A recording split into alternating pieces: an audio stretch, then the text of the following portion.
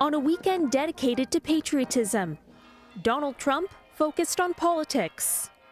American heroes defeated the Nazis. We are now in the process of defeating the radical left, the Marxists, the anarchists, the agitators, the looters.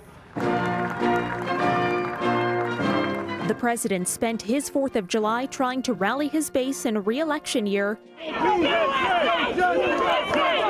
while his supporters clashed with Black Lives Matter protesters, questioning the meaning of a holiday that doesn't commemorate the freedom of all.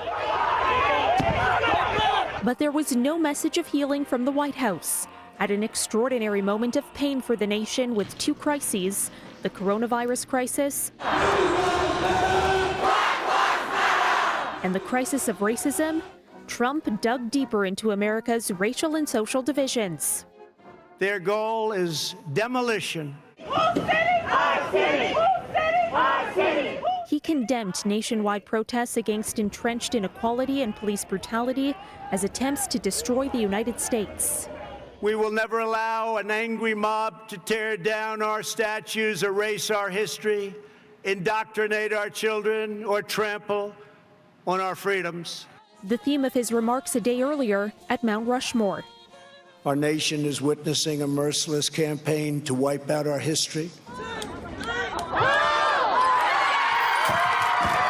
The latest monument to come down, a statue of Christopher Columbus in Baltimore, which protesters toppled, then tossed in the harbor, all while Trump was on stage casting himself as the protector of American heritage and history.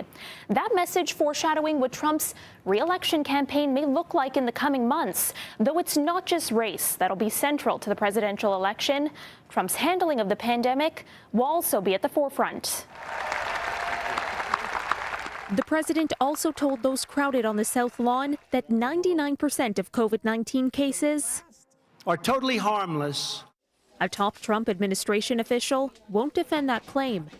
The way out of this for all Americans is to follow the CDC and the White House Task Force guidelines, social distance, wear a mask if you find yourself in a situation where you can't social distance. Little sign of either at the president's back-to-back Independence Day celebrations. For City News, I'm Caryn Ceolin.